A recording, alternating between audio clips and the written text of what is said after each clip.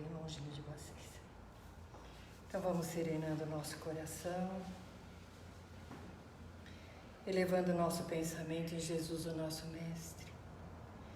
Que nós possamos neste momento receber o carinho dos mentores amigos que nos cercam com todo o amor, que nos recebe, para que nós possamos mais uma vez podermos ser orientados pelas palavras do nosso Mestre amado Jesus. Que toda a equipe espiritual que nos acompanha possa cercar todo o nosso ambiente de toda a proteção, envolvendo assim encarnados e desencarnados numa grande confraternização, para podermos mais uma vez sentir o amor do Cristo. Permita-nos, Senhor, que nós possamos trazer o Teu Evangelho, esclarecedor e benefício para todos. Assim seja. O assunto de hoje, gente, é um assunto que muitas vezes as pessoas falam, né? É um tema difícil, por que falar nesse tema tão triste?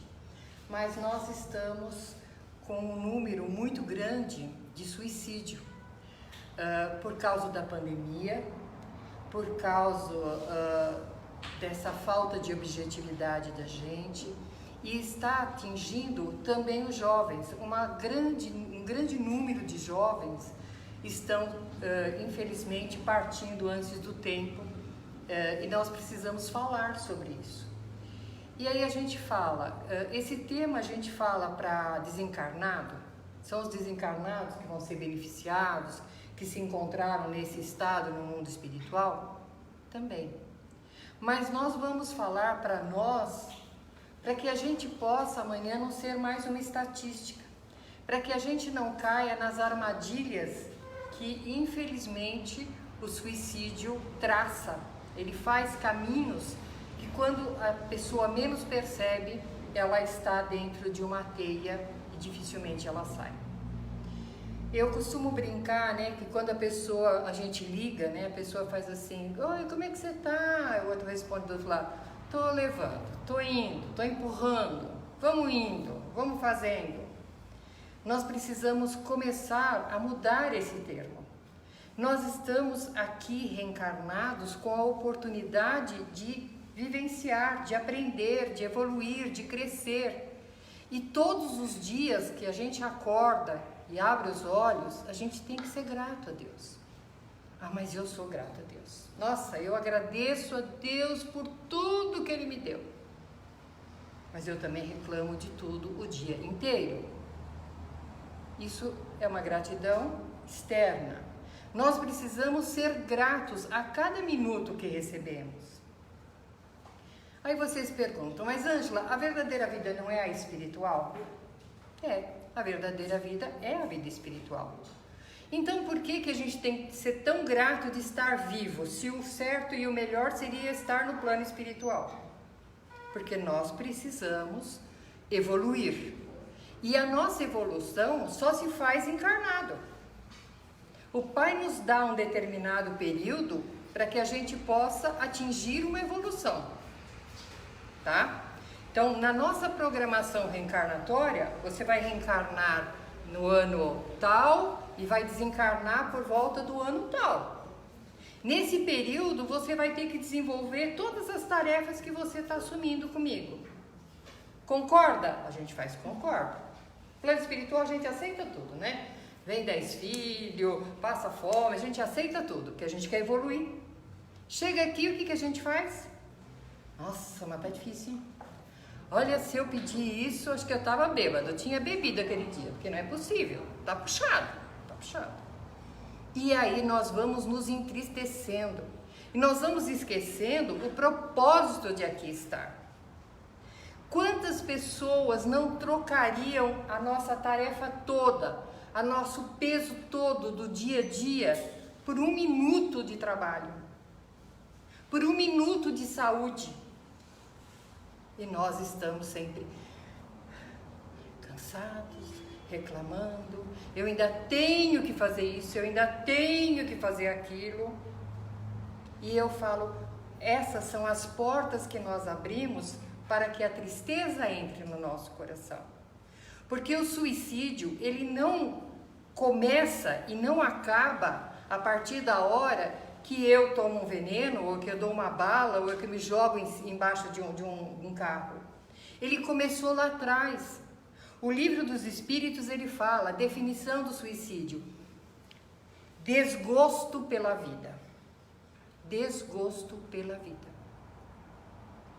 Nesse desgosto pela vida, nós vamos emitindo uma energia negativa. Emitindo. Aquele sempre, ai, não sei, acho que vai, tô ficando deprimido, esses dias tá tão difícil.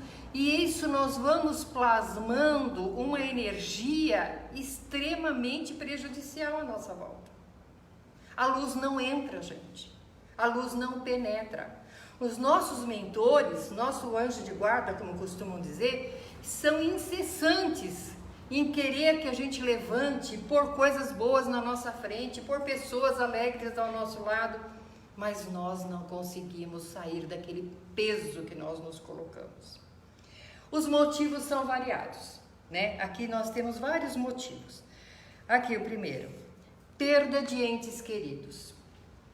A gente já falou várias vezes, gente, que a morte é inevitável. Todos nós sabemos que uma hora nós vamos perder um ente querido. Ou somos nós a vez da bola da vez, a gente não sabe.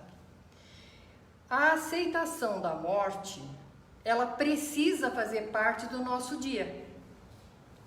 Eu brinquei uma vez aqui na casa, já nessa casa, que eu nunca vi como os espíritas têm medo da morte.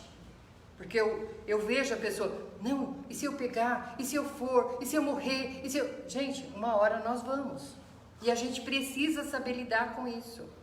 Não sabendo lidar com isso, nós atrapalhamos a nossa vida e atrapalhamos a vida de quem já foi. Não aceitamos, nos torturamos, perdemos a alegria de viver e nós vamos definhando.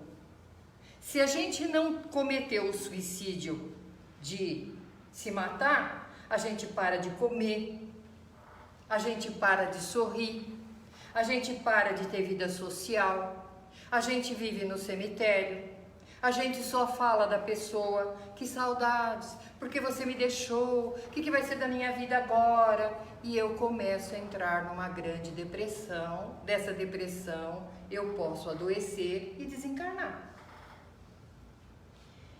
Desencarnando, eu acho que eu vou estar com o meu ente querido. Não vai. Porque meu ente querido, ele foi na hora que ele tinha que ir. Deus determinou naquele período, ele vai nascer aqui, vai morrer próximo daqui, ele tem esse período. E ele está numa posição espiritual totalmente diferente da nossa. Que nós inconscientemente nos suicidamos. Pela tristeza, pela não aceitação, pela revolta. Então, sofrer por um ente querido que partiu é humano. Chorar por um ente querido que partiu é humano. Perseverar nessa situação de luto eterno é suicídio. Precisamos pensar nos que foram e precisamos pensar no que ainda temos a fazer. Eu vejo casos, às vezes, de mãe que perde um filho, que é uma dor maior do mundo. Não existe consolo para isso, existe acomodação de dor. Que ela acaba vivendo só o luto e acaba esquecendo dos outros que ficaram. Os outros filhos ficam órfãos. Ela ficou sem o filho e os outros filhos ficam órfãos. Porque ela não consegue se recuperar, a ponto depois de desencarnar também. Outra posição, a solidão. A internet, ela é uma armadilha perigosa para quem vive de solidão. Nós falamos, fulano não sai do celular, porque para ela está numa sala cheia de gente. Ela entra numa turma, ela entra na outra turma, ela bate papo, ela vê o que curtiu. É como se ela estivesse com um monte de gente. Mas ela desliga também a hora que ela quer. Ela curte o que a pessoa falou, às vezes ela comenta, às vezes ela não comenta. Não é interagir, não é estar com pessoas. O celular é apenas uma máquina, gente. Ela não substitui a posição social. Nós precisamos ter vida social. Nós precisamos fazer parte de alguma coisa. Semana passada eu estava conversando com uma pessoa que a sogra está com 81 anos e está extremamente deprimida, porque não tem a visita mais da família, aquelas coisas todas, né? E eu falei assim, ela não faz crochê? Eu, artesã, né? Logo já pensa nos artesanatos, né? Ela não gosta de ler? O que ela faz o dia inteiro? Ah, ela assiste seriado, depois ela assiste as novelinhas, depois ela assiste outro seriado, depois ela assiste outra novelinha, outro seriado. Como é que essa pessoa pode estar bem? Nós precisamos, dentro da nossa solidão, porque solidão não é estar só. Porque às vezes a gente está no meio de uma multidão e a gente está só. A solidão é nossa. O mundo está aí todo bombando, a pessoa olha e eu estou sozinha, Não, é uma escolha nossa. Eu fazer parte de alguma coisa é fundamental. Eu tenho um grupo de terceira idade, vamos fazer parte desse grupo de terceira idade. Eu tenho um grupo que faz enxoval de bebê, vamos fazer parte disso. Eu tenho um grupo solidário que vai visitar o pessoal lá. Eu tenho um grupo que joga bola, vamos jogar bola. Eu preciso fazer parte de alguma coisa e me integrar nessa coisa. Porque a vida é pesada, gente, a vida é difícil. Se eu não tiver uma compensação de alegria no fim do meu dia, não sobrou nada. E eu então me encontro só. E essa solidão é um dos motivos também de suicídio. Outra coisa, a insatisfação. Ou porque eu tenho muito, e aí tudo que vem não tem sentido mais, eu não preciso lutar pela vida, eu já tenho o meu suficiente, eu já ganhei o suficiente, eu tenho uma boa aposentadoria, eu compro o que eu quero, eu fico assim num vazio, porque eu me encho de coisas materiais e sabe aquela pessoa que você vai na casa dela no aniversário e não tem mais o que dar? Tem tudo? E aí fica aquele oco. Ou porque eu não tenho nada, e aí eu me revolto porque eu não tenho. E eu então sou infeliz porque eu não tenho sorte, porque fulano tem, porque o outro não tem. Essas são muitas vezes a causa de um desgosto pela vida. Uma outra posição, fizemos um erro, cometemos um erro grave, vergonhoso na nossa vida. E para não passar a vergonha, eu tiro a vida.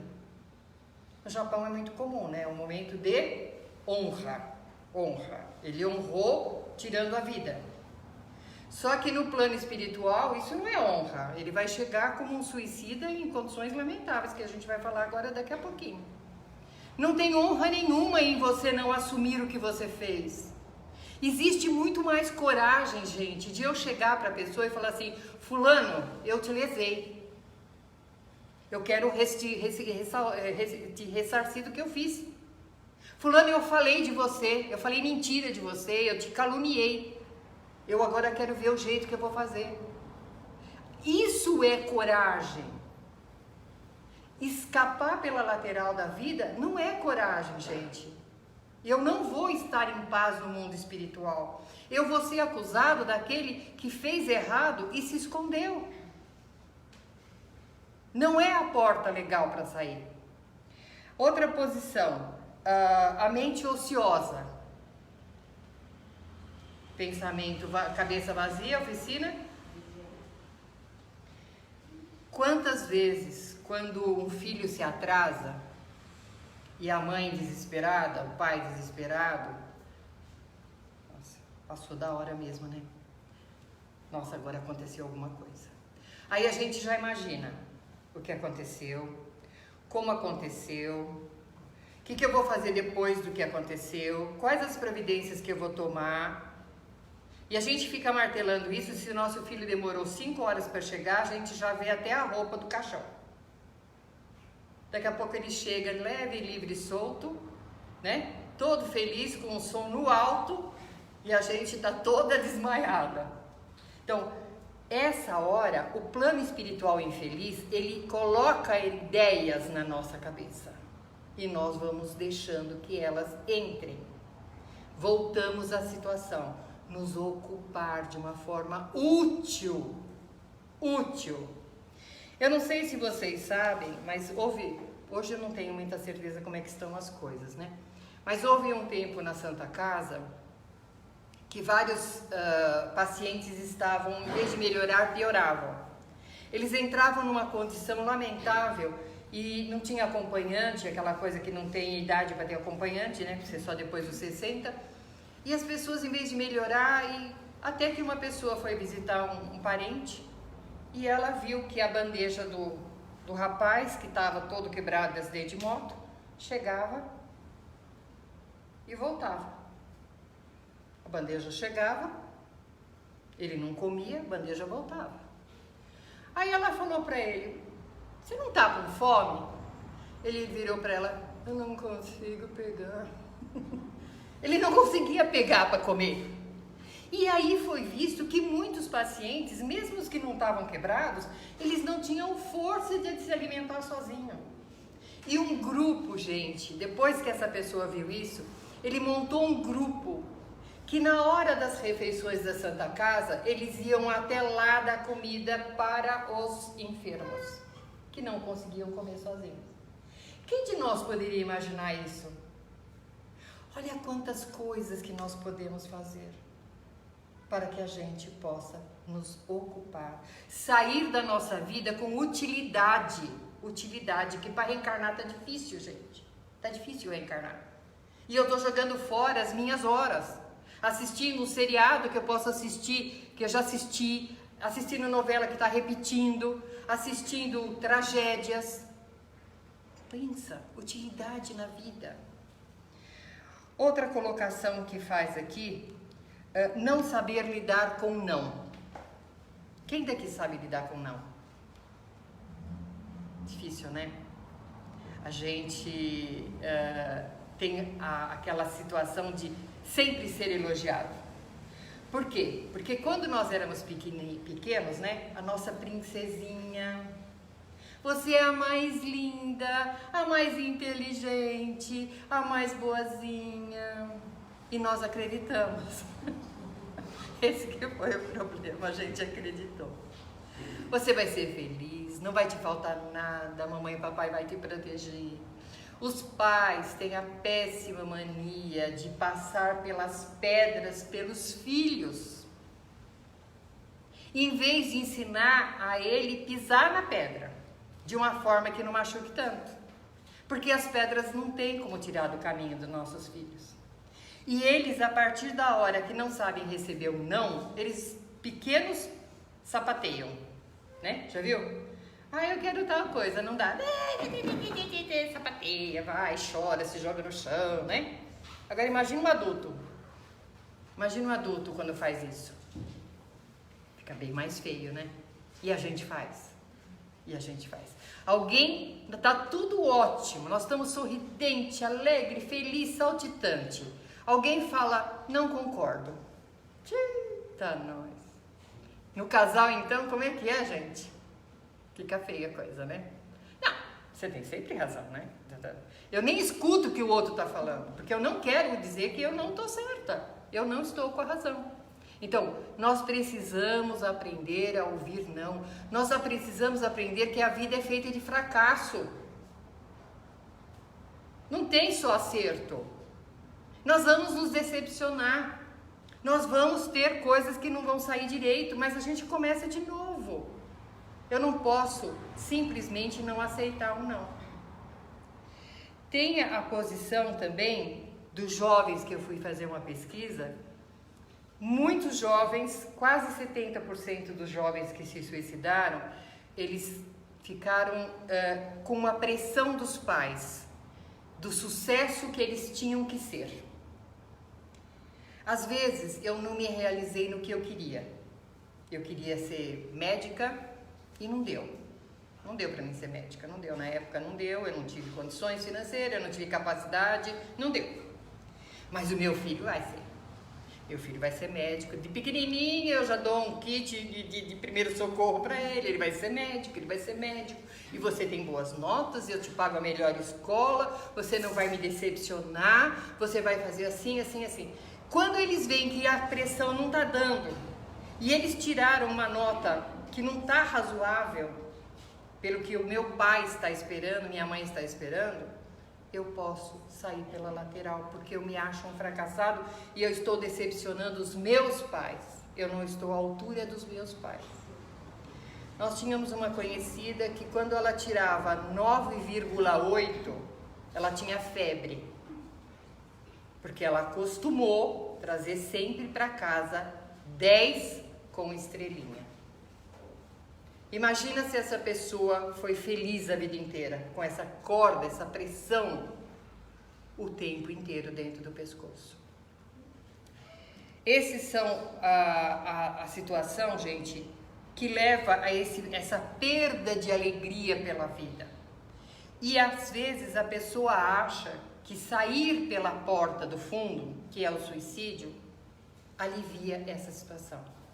A pessoa, na realidade, ela não quer morrer. Tanto é que os relatos dos suicidas, eles procuram ajuda logo depois do ato, mas não dá mais tempo. Na realidade, eles não querem morrer, eles só querem sair da situação de dor que eles estão se encontrando, porque aquilo está causando uma grande dor. E eu quero que essa dor pare, eu quero que essa dor cesse, eu não consigo resolver isso.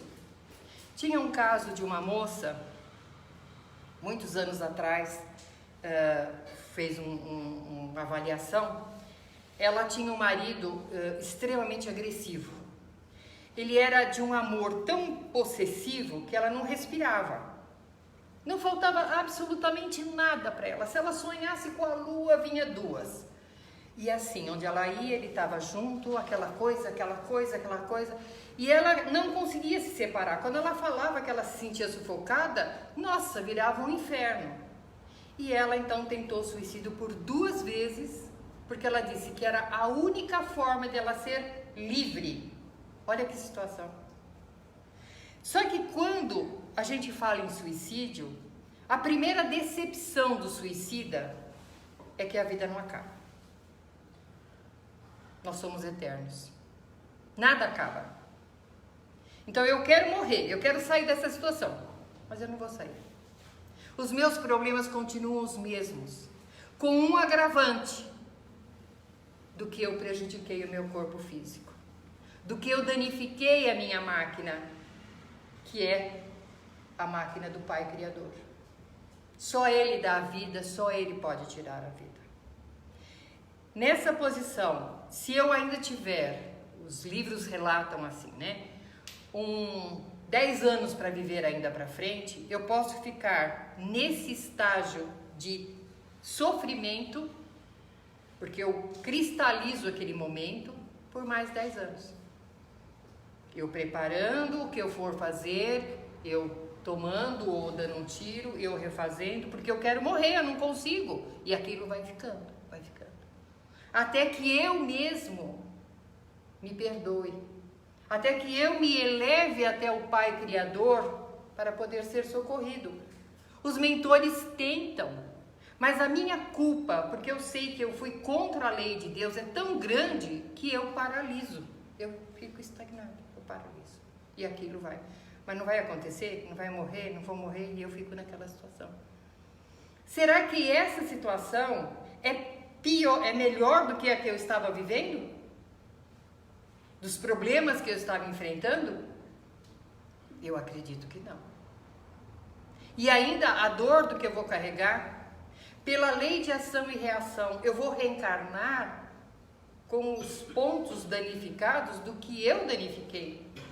Eu vou reencarnar com um corpo comprometido, lesionado, às vezes um cérebro lesionado, um gástrico lesionado, membros lesionados, e ainda com aquela situação da marca do suicídio, porque muitas vezes o relato dos livros nos dizem que a reincidência de suicídio é muito grande. Às vezes não é a primeira vez que ele fez isso. Quando chega por volta do que ele fez, lá para a idade do que ele fez, ele é atentado de novo, porque ele traz a marca no perispírito do ato que ele cometeu. E os inimigos desencarnados ficam ali, ó, ali tem um ponto frágil para a gente trabalhar. E ele pode voltar a se suicidar. Tem o suicídio, gente, involuntário. Porque suicídio, que nem eu falei, não é só dar um tiro ou se jogar. Quando nós entramos nos vícios, eu vou beber um pouquinho para esquecer. Nossa, eu tive um dia péssimo, hoje eu preciso tomar uns comprimidos para dormir pelo menos um dia. Nós estamos viciando para sair do problema, para esquecer o problema. Só que a longo prazo, nós vamos nos suicidar.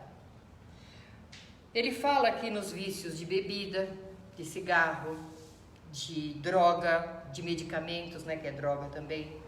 E esse suicídio, nós temos tempo para pensar no que nós estamos fazendo. Por isso que ele é um suicídio consciente. Ângela, mas ninguém faz isso para se matar. Mas nós sabemos que faz mal e que vai morrer. Diferente de uma pessoa que está num desespero, como eu falei dos outros casos, e num ato de desespero, tira a vida. Esse caso não.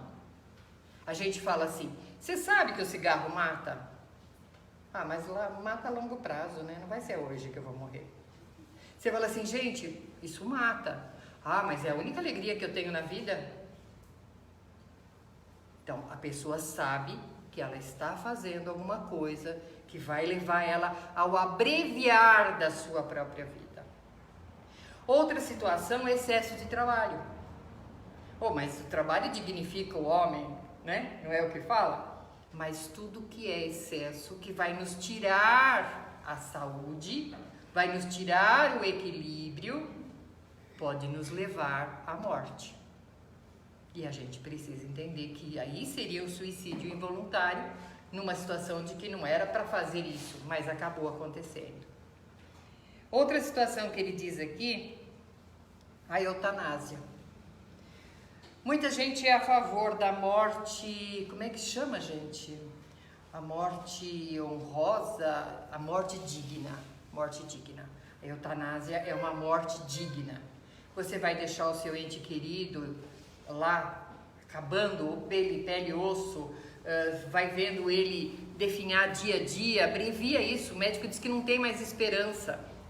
Às vezes, gente, a pessoa pede a eutanásia porque ela não está aguentando a dor, mas essa dor estava na programação expiatória dela.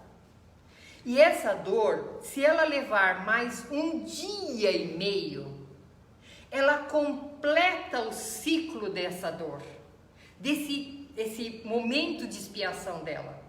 Ela abreviando meio-dia, 2 horas desse sofrimento, por escolha, eu quero que desligue as minhas máquinas, eu não quero ficar vegetativa. Ela vai perder todo o produto que ela teve até agora, vai ter que recomeçar de novo por algumas horas. A gente não sabe quanto tempo ela ia levar ainda. Aquele que pede para desligar as máquinas é suicida. Aquele que desliga as máquinas é criminoso. É a lei que se coloca. Sou eu que estou falando. O Livro dos Espíritos nos diz: não se pode abreviar a vida por causa de um sofrimento. Tá?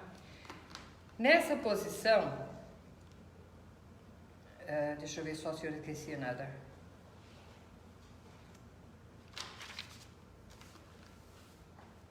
Nessa posição, gente, nós precisamos pensar assim. que está faltando para que a gente se equilibre na nossa vida? Para que a gente aceite as provas, os desafios que o Pai nos dá. A fé. Porque Deus não nos colocou no mundo para sofrer, para chorar. Ele nos deu a oportunidade do reencarne. Se a dor está fazendo parte do nosso pacote, é porque nós somos o causador dela. Não foi Deus que colocou nenhum castigo na vida da gente. Agora, entrar no mundo espiritual pelo suicídio seria a forma lamentável, dolorosa para a família, para o espírito e para os desencarnados que estão nos aguardando no mundo espiritual. Na volta dessa vida, que a gente volta com comprometimento pela ação e reação, o livro nos diz aqui que o Mestre amado Jesus e o Pai Criador, ele escolhe mães amorosas, mães resignadas, que aceitam trazer esses espíritos suicidas para acalentar, para cuidar, para proteger, para amar.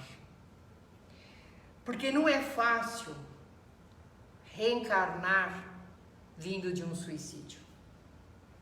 Eu tenho comprometimentos. E se eu não tiver essas mães abnegadas e amorosas para nos reconduzir, principalmente pelo lado espiritual, eu vou sucumbir de novo. Eu vou me sentir um peso tão grande em cima dessa mãe que eu vou sucumbir de novo. Existem esses espíritos, quando eles praticam o suicídio, depois que eles começam a despertar, eles são levados para o hospital da nossa Mãe Maria de Nazaré. Por isso que a gente fala tanto na Mãe Maria de Nazaré. O hospital se chama Mãe Maria de Nazaré, na espiritualidade. E lá eles dão um jeitinho no nosso perispírito para que possamos reencarnar dentro do que nós fizemos da melhor forma possível. Mas não vai ser fácil. O comprometimento de um suicida, ele compromete essa existência, ele compromete no mundo espiritual e ele compromete a nossa volta ao mundo material. Tem um caso, só para a gente fechar, de uma pessoa que tentou suicídio e com a graça de Deus não atingiu o objetivo. Ela estava muito desgostosa com a vida, é um caso real. E numa conversa entre amigos, uma pessoa muito curiosa da espiritualidade, né, tocou no assunto e falou para ela: você viu alguma coisa no mundo espiritual quando você estava em transe, em coma? Você viu algum espírito? Você viu como é o lado de lá? E ela fez assim: não. Quando eu estava em coma, eu não vi nada. Mas quando eu acordei e que Deus me deu a segunda chance, eu vi tanta coisa. Eu vi minha filha se casar. 2 anos depois eu vi meu neto nascer. Eu conheci tantos amigos. Eu visitei tantos lugares. E se Ele me der a oportunidade, daqui 2 meses eu vou conhecer minha neta que está para nascer.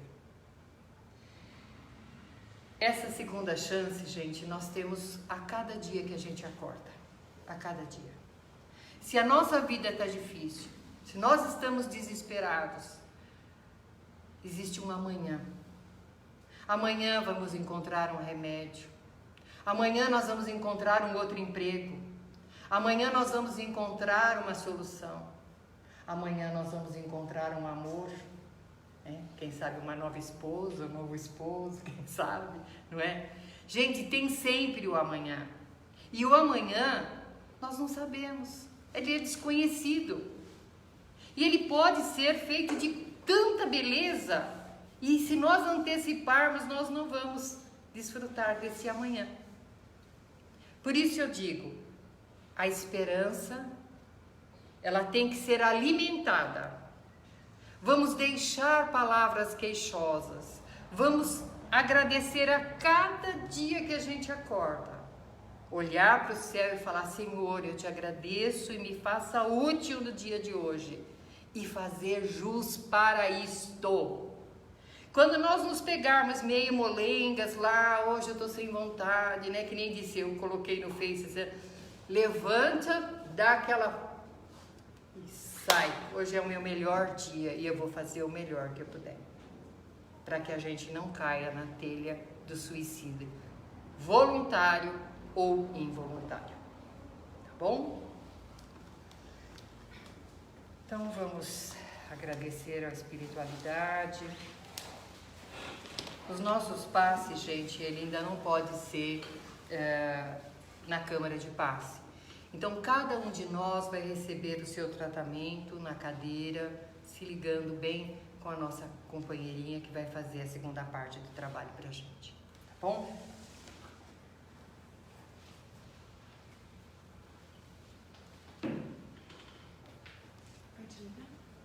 Pode desligar. Eu faço com eles. Ah, você faz?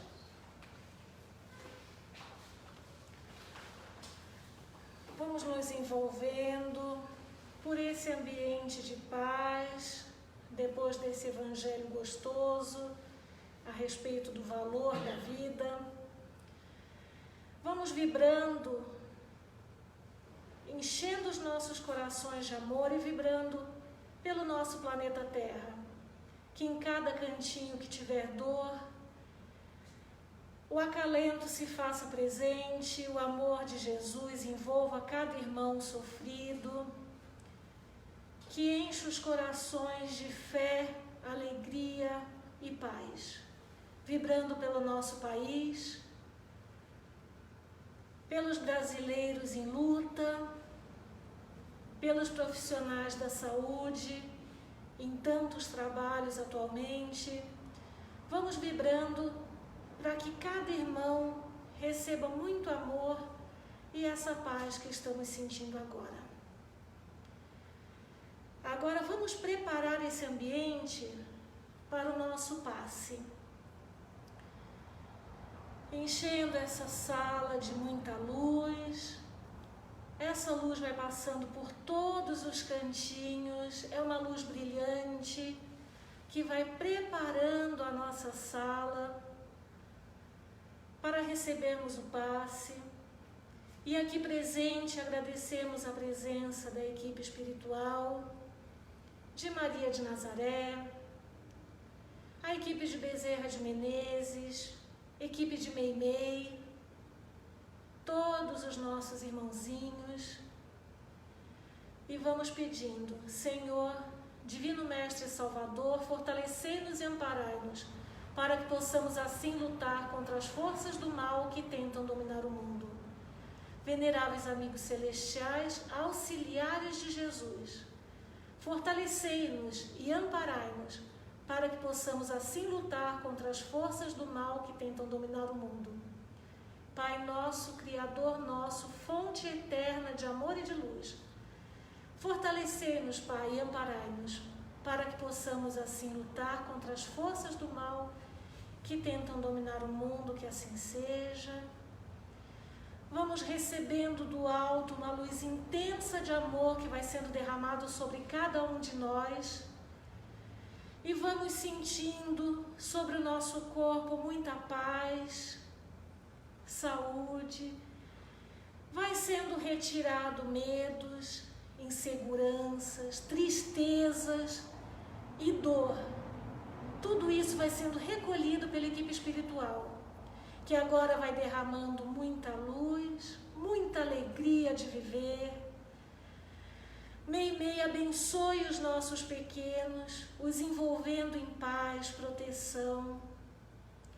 Que cada irmão aqui presente se sinta seguro, amparado, saiba que não está sozinho em momento nenhum da sua vida.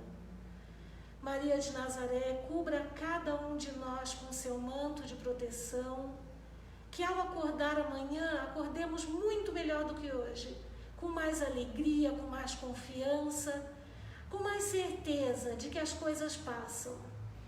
As coisas difíceis passam, coisas melhores sempre virão, porque existe o amanhã. Ampare os lares, os nossos lares, os amigos, parentes e irmãos que lá estão, as pessoas que amamos, derramando sobre cada um a sua bênção. Abençoe a nossa semana, nos proteja na sua luz, que o Evangelho no lar se faça presente em nossa vida, que não esqueçamos que no momento que mais precisamos, podemos contar com Ti, Senhor. Nos dispense em paz, graças a Deus. Todo mundo bem? Boa noite a todos. Quinta-feira estamos aí, mesmo horário.